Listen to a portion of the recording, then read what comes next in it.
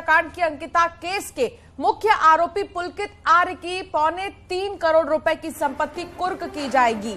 पुलकित की चल और अचल संपत्ति कुर्क की जाएगी। पौड़ी एसएसपी ने आरोपी पुलकित आर्य की संपत्ति कुर्क करने को लेकर जिलाधिकारी पौड़ी को रिपोर्ट भेज दी है।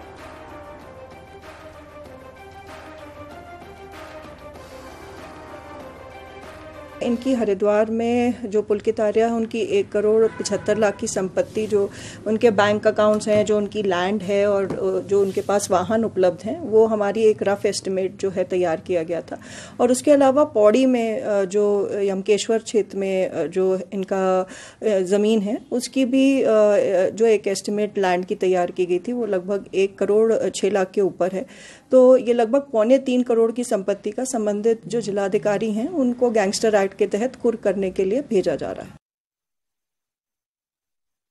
बढ़ रहे आगे, दिल्ली के चावला गैंगरेप और मर्डर केस में बरी हुए शख्स विनोद ने जेल से निकलकर हत्या की वारदात को अंजाम दिया है।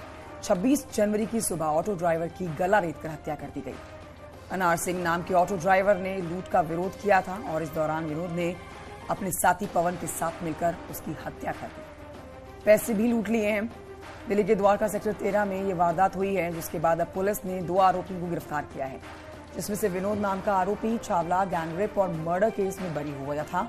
अब लोग इसे लेकर प्रदर्शन भी कर रहे हैं, अपना गुस्सा दिखा रहे हैं। हम आपको बता दें कि उत्तराखंड की बेटी के साथ छावला में जघन्य अपराध हुआ था।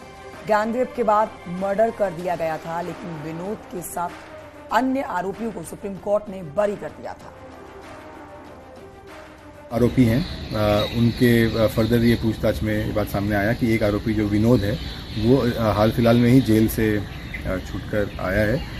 वो एक 2012 का छावला थाने का एक रेप एंड मर्डर केस में करीब 10 साल जेल में था। डर तो हमें लगता है हमारे को भी यहाँ पे जो है कि हरदम डर रहता है, डर की माहौल है, क्योंकि यहीं से ये पैदा हुए थे और यहीं जो है इन्होंने ये क्राइम करा है। और आज जो हालत हो रही हैं 26 जनवरी में जो हुआ है वो हालत को देख के तो और भी दहशत में हैं। आप उत्तराखंड में हैं और डॉक्टर के पास इलाज के लिए जा रहे हैं तो सावधान, क्योंकि यहां कई फर्जी डॉक्टर अपनी दुकान लगाए बैठे हैं। फर्जी डॉक्टर के मामले में अभी तक पुलिस ने 11 आरोपियों को अरेस्ट किया है, जिसमें 7 डॉक्टर, 2 फर्जी डिग्री बनाने वाले कॉलेज के डायरेक्टर और पुलिस ने 3 भारतीय चिकित्सा परिषद उत्तराखंड के कर्मचारियों को अरेस्ट किया है। तीनों कर्मचारी विमल प्रसाद, अंकुर और विवेक रावत पूरे मामले के सरगना इमलाक खान के नेटवर्क में थे। इमलाक खान एक फर्जी डॉक्टर का रजिस्ट्रेशन के लिए 1 लाख रुपए लेता था। प्रदेश में फर्जी डॉक्टर बनाने का गोरख धंधा साल 2012 से शुरू हुआ है, जिसमें मुख्य आरोपी इमलाक खान फर्जी डॉक्टर की डिग्री 6 से 8 लाख रुपए में बेचा करता है। उसमें से हमने 11 लोग अभी तक अरेस्ट कर लिए हैं। इसमें 3 कल अरेस्ट किए हैं और इसमें एक विमल प्रसाद है। ये आपका जो है टिहरी का रहने वाला है, लेकिन यहाँ नेहरू ग्राम में रहता है। ये बेसिकली डिस्पैच कलर का काम करता है, कनिष्ठ सहायक है भारतीय चिकित्सा परिषद उत्तराखंड में। दूसरा अंकुर माहेश्वरी है और ये फाइल बाबू है वहाँ। और तीसरा विवेक रावत है, ये मास्टरमाइंड है। खबर देहरादून से, जहां पर राष्ट्रीय इंडियन मिलिट्री कॉलेज में बच्चे के एडमिशन में फर्जी डॉक्यूमेंट लगाने पर मुकदमा दर्ज किया गया है। मामले में पुलिस ने फर्जीवाड़े के आरोप में एक महिला मालविका मित्र को वेस्ट बंगाल से अरेस्ट किया है। थाना कैंट में राष्ट्रीय इंडियन मिलिट्री के अधिकारी संदीप शंकर ने एक तहरीर दी थी। तहरीर के मुताबिक महिला ने अपने बच्चे के 8वीं क्लास के एडमिशन के लिए फर्जी जन्म प्रमाण तैयार किया, जिसकी जांच करने पर पूरे मामले का खुलासा हुआ, जिसमें कैंट थाने में मुकदमा दर्ज करने के बाद महिला को अरेस्ट करके जेल भेज दिया गया है। छात्र जिसका कि कक्षा 8 में एडमिशन हुआ था, उसके डॉक्यूमेंट्स के वेरिफिकेशन के दौरान ये चीज़ पता चली है कि 2 बार फॉर्म्स भराए गए हैं और दोनों बार अलग अलग बर्थ सर्टिफिकेट उसमें लगाए गए हैं। तो इस संबंध में मुकदमा पंजीकृत किया गया है और उसमें जो छात्र की मां है उसके अगेंस्ट जो है मुकदमा पंजीकृत किया गया है और उसकी अरेस्टिंग की गई है। हरिद्वार में एसआईटी ने जेई और एई पेपर लीक मामले में 3 लोगों को गिरफ्तार किया है। एसआईटी ने अनुभाग अधिकारी संजीव कुमार, नितिन चौहान, सुनील सैनी को पकड़ा है। वहीं एसआईटी ने 7 लाख कैश और अभ्यर्थियों के ब्लैंक चेक भी बरामद किए हैं। कल कंठल थाने में 9 के खिलाफ केस दर्ज हुआ था। जल्द दूसरे आरोपियों की गिरफ्तारी भी हो जाएगी। 3 अभियुक्तों की गिरफ्तारी हुई है, जिसमें अनुभाग अति गोपन में नियुक्त अनुभाग अधिकारी जो इस परीक्षा से जुड़ा हुआ था, संजीव, इसकी गिरफ्तारी हुई है। साथ ही साथ 2 ऐसे दलाल हुए हैं जिनके माध्यम से काफी सारे छात्रों को इसमें प्रश्नों को दिया गया था, जिसमें उसका नाम नितिन चौहान और सुनील सैनी, इनको भी गिरफ्तार किया गया है। तीनों अभियुक्तों से अलग अलग रूप में जो अवैध धनराशि अर्जित की गई थी, करीब 7 लाख रुपए, ये भी बरामद हुए हैं। कुछ दस्तावेजी साक्ष्य भी मिले हैं जो छात्रों से रिलेटेड है। इसमें विवेचना की जा रही। तीनों अभियुक्तों को माननीय न्यायालय में पेश किया गया है। आइए आगे बढ़ते हैं, आपको बताते हैं उत्तराखंड में नई एक्साइज पॉलिसी का इंतजार हो रहा है। खबर है कि नई पॉलिसी में सरकार शराब सस्ती कर सकती है। वहीं ठेकों की शक्ल बदलने और ओवर रेटिंग पर लगाम लगाने के प्लान पर भी काम चल रहा है।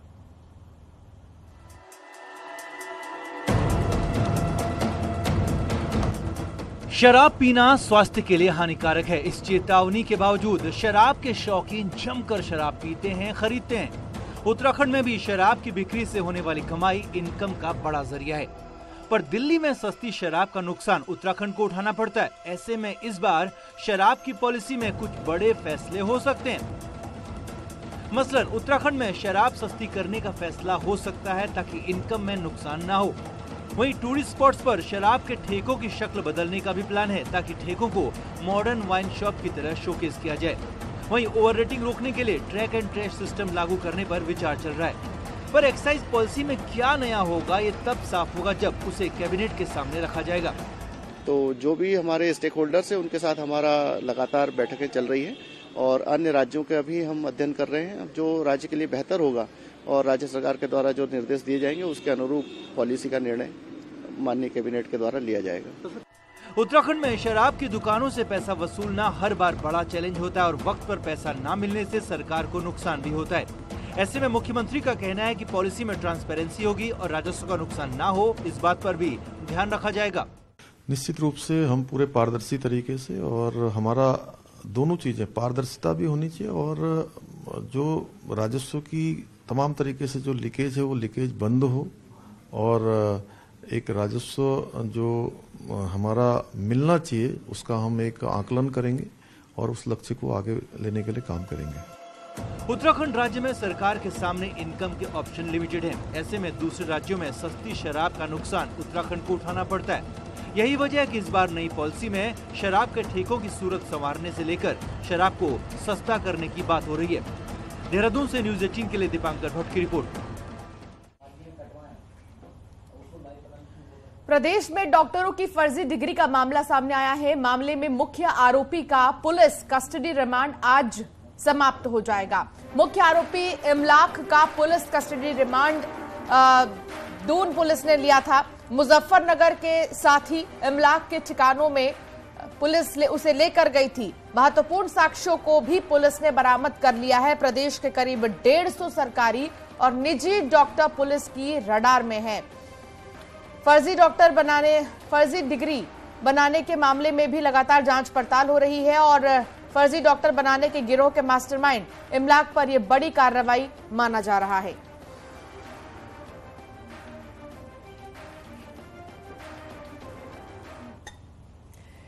देहरादून में शनिवार को मध्य क्षेत्रीय परिषद की 15वीं मीटिंग हुई। मध्य क्षेत्रीय परिषद में उत्तराखंड, उत्तर प्रदेश, मध्य प्रदेश, छत्तीसगढ़ शामिल है।